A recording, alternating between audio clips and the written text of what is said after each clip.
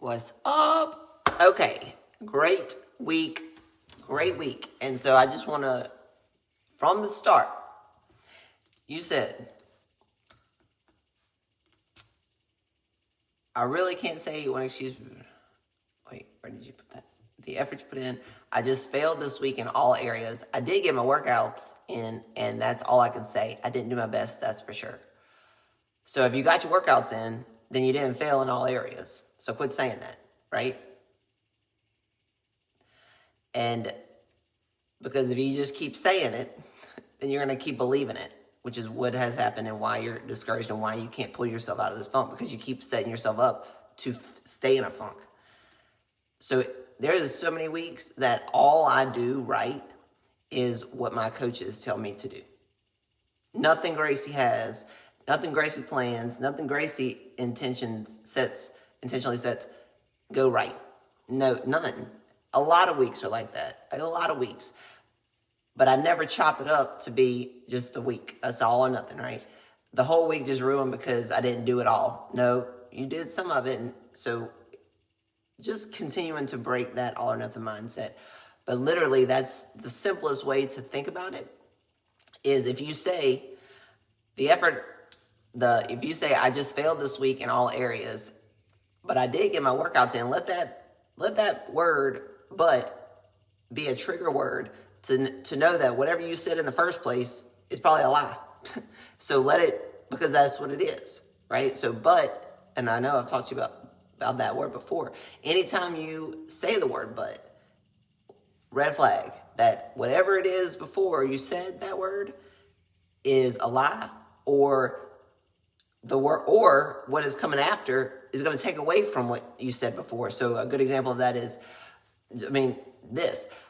I didn't hit my macros, but I got my steps in. Okay, so you saying, but I got my steps in, or you saying I didn't hit my macros, but I got my steps in, you're taking away from the fact that you got your steps in by saying I didn't hit my macros, but I got my steps in.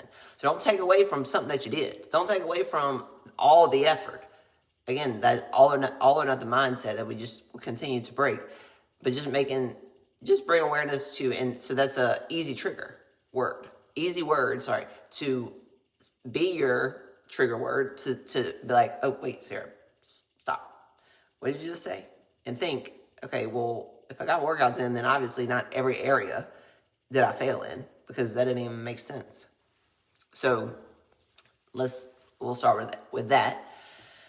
And which all the things this week, all the mental work this week, is all part of the process, part of the, like, whenever you go, and so even bringing awareness to the fact that you're still comparing when you get on Instagram or TikTok or whatever, that is part of the journey. That's part of you getting fed up with yourself, and you're going to keep having these, because it would be silly if you were like, I'm going to as high as you've been on life the last couple weeks.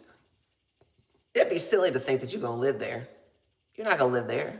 Shit, you think I live there? You think I live at this high place? No, I don't live at this low place either. I live at this place, right? And so where people go wrong, or women go wrong, is when they're like, one, you can track your cycle. And I know, and we do track your cycle. And so you even said, it's not my cycle, all right? So then therefore, it's just you. And even if it was your cycle, our hormones do not control our actions. Our hormones, they already control enough. They control our emotions. And until we get control of our emotions, physically control them, then our cycle and our hormones are going to control our actions. So we want our hormones, because they're never going away. Even if you're on birth control, even if after you get a hysterectomy, they still there, you're still cycling. You just might not get all of them. You might not have as many symptoms, but you're going to get them, and they're going to be cycled, and you're going to feel. And so it's not like you can't use that as an excuse as far as hormonal cycle symptoms, any excuse, because there's nothing you can do about it. And even if you do something about it, the body is still the body. It's still going to cycle, and it's still going to work, and you're still going to feel and have emotions. So the ultimate goal is to learn how to have emotions and then have your actions. And your actions are based on the outcome you want. That's it. So I have a couple things for your homework next week. I'm really excited about what you want to do over what you need to do. This needs to be a decision maker. This makes every decision. This is a habit. This is a skill. So in your notes for the day, whenever I get y'all to write proud or not proud, I want you to make a note of what you did that day that you needed to do, and when you chose to do what you needed to do over what you wanted to do. And then also I want you to make note of when you choose, if you choose, to do what you want to do over what you need to do. I want you to make these clear differentiations of the day, one day at a time, so of the decisions, so that we can bring awareness to who is putting you in the position to make a decision that does not align with you. So that's just another note here. Friends, start a list of friends that put you in that position. I want you to send me that list next week. Even though I don't know none of them, send it to me so you can bring awareness to the people that are getting in your way. Because we're going to have to move them out. And if that means put them on Do Not Disturb, believe me, I've been on Do Not Disturb, but I will block a girl, somebody, anybody. I mean, I have no guys text me, but I will block someone from texting me if that person does not I don't even have to give a reason, to be honest with you. If they take up too much of my headspace, they don't get my energy, right? Because at that point, they already have taken too much energy. So I'm going to protect my future energy. That's all I can do. I can't go back and get no energy. So you can't go back and do. You keep saying, like, I should be further along. You can't go back and do nothing about what you should have done. All you can do is change what you're doing right now. Put into place the boundaries to protect yourself from yourself, to move forward, to reach that goal in that summer body. And why do you keep saying, I'll never have abs? You don't know nothing. You don't know. Why are you selling yourself short? Why not you? Why not me? That's like my life motto. I'm going to highlight this. Why not me? Why can't it be you? Why can't you be the one with abs? Why can't you be the one that's lean? Who's saying that you can't? You. That's who. And so stop saying it. Going back to this first thing I said, it's all going to, your outcome in every part of life is only going to be what you say and what you do. And so if you just start saying it, so people call this manifesting. It's really just you speaking what you want, and then you consciously and subconsciously start working towards it. And more than anything, you're able to make decisions easier based on, all right, well, if you want to lose weight, you know damn well you can't be at Popeyes. You know damn well you can't just randomly eat whatever, period, right? So get out of your own way. Quit saying all the things that you can't do and just say what you can do, even if you don't have no idea. I have no idea if I'm going to be a fit model pro. I have no idea, but I'm going to just chase until I get there. And I don't even like using the word chase, so I'll take that back. I'm just going to keep doing the work because I like the work. I like the way the work makes me feel. I like the way the work makes me think. I like the way the work makes me look. I like the way the work works for me in every area. So therefore, I'm just going to, whatever outcome, I was just talking to somebody the other day, they would ask me, do I want to turn pro? I don't care if I ever turn pro. So the outcome, whether I win or lose, turn pro or don't turn pro, is irrelevant. Because I would still be doing the same work, whether I was competing or not. I did the same exact work from 2013 to 2020. Then I started competing, and now it's just a cool result of what I like to do. And so the outcome of what you are able to do or not do is irrelevant if you only just make decisions based on how you feel. Not on how you feel, on how you want to feel.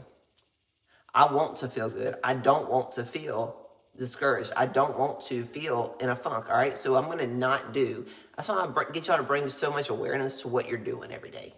And you journal so much, because then you're able to say clearly, as clear as day, all right, so I don't need to be hanging out with this person. I don't need to be sleeping in until 10 because that could cause me anxiety. I don't need to be doing X, Y, and Z because that causes a snowball effect that pulls me away from where I'm trying to go. And until you have, some people call it discipline, until you have, and really it's just clarity more than anything, until you have that clarity on the woman you are trying to be, the goal that you're trying to reach, then that snowball effect, we got to avoid it, because you don't have the discipline to get back to everything immediately, right?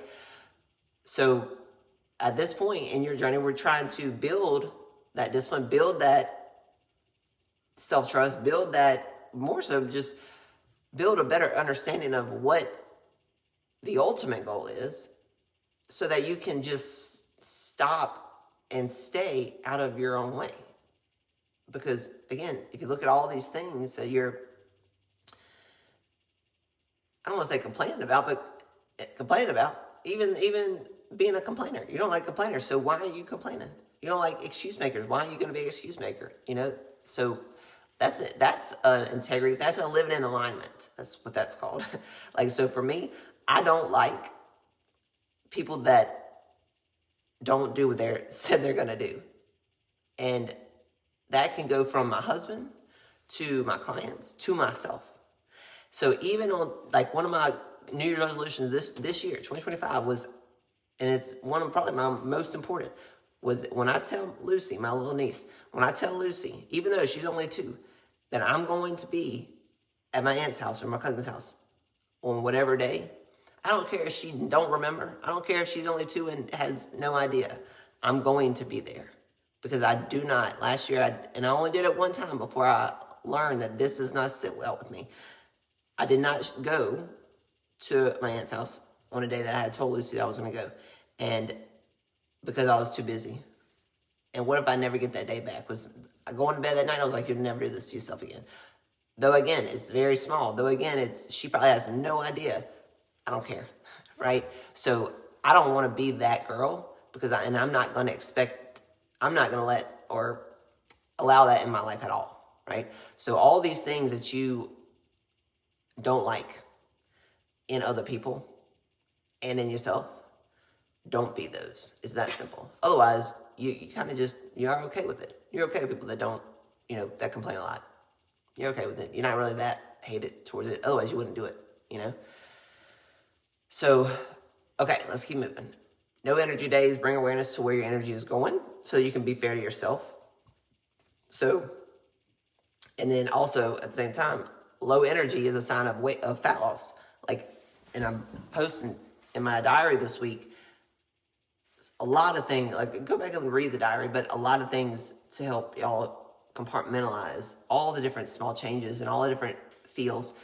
But low energy is your body saying, hey, go lay down so that we can conserve energy, or eat so we can have more energy. And if your goal is fat loss, then you don't want to do either one of them, right? So when you have low energy, remind yourself that this is what my goal is, to lose body fat. And the only way that my body's going to let me is if I am tired and if I am hungry. And there's a place, we're not trying to be starving, but that goes into a whole different place as far as, are you really starving? Would you eat? So what I tell my girls when they're like, I'm just so hungry, would you eat a can of sardines? If you wouldn't eat a can of sardines, then you're not really hungry, you're mentally hungry, not physically hungry. Because if you were physically hungry, you would eat a can of sardines, and I want you to go get one, and I want you to eat one. And then let me know if you're hungry or you're full. So low energy equals fat loss. That is your goal. Remind yourself of that. When you notice things like you don't want you're avoiding things, when you're avoiding a meal plan, and you bring awareness to the fact that it's because you made a meal plan that sucks, change the meal plan and then make the note, I don't like this. So then don't plan it. Just don't plan it. Because not only is it taking time planning it, wasting time, now you're taking time resisting it, and now that could be the root snowball, part of the snowball, right? We trying to get rid of all roots. We're trying to get rid of all snowballs here. So just make that, again, it's just a small thing that you already know. All right, let me not put this in my meal plan because it ain't good. Or maybe it's good, but you just don't want it, right? And then even within that, for me, myself, I don't know it. And I just actually made this note today. My goal years ago, or one of my boundaries, no instant decisions, which I do, and I do a lot. But there are some things that I don't do a lot. And so this morning, I I wrote in my journal. If I make an instant decision, like let's say I get off here and I go to post on social media, that decision has to take 30 minutes. I'm gonna set a timer so I don't lose time. So that gives me a little bit of wiggle room where I can post on social, random, not structured, and I'm aware of my time. So that makes me more efficient on that end, right? So when you go and I don't want this, in your meal plan, I don't want this, so therefore I'm resisting it, and therefore I'm not going to eat it. How much time are you losing making that decision when you could just eat it today and then we're just going to not have it tomorrow? We're going to change it for tomorrow instead of changing it for today. Because now I got to change it for today in a moment, and I got to figure out what to do today. If you know what to do today, then you can change everything for tomorrow, right? Does that make sense? Okay. And then a couple more things. You said 30-year-old woman. So you said 30-year-old woman. I just want to be a 30-year-old woman who goes out with her friends and has a social life and can balance it easily and feels confident. There ain't none of them. There ain't none of them. They're out there. None of them. So don't think that you are not normal because you don't have that. You are normal. It is not normal for women 30 single to just be able to have confidence and have the body and have the social life and have the discipline and have all the things. That's not normal. I am not normal. You can get to where I am. I have been where you are. I just want you to change that one thing. Understand that 99% of women at your age and with your everything in life are just like you. Instagram, those girls, there ain't nobody on Instagram that you need to be comparing yourself to except for me. So just make that mental note. So when you start comparing yourself to anybody,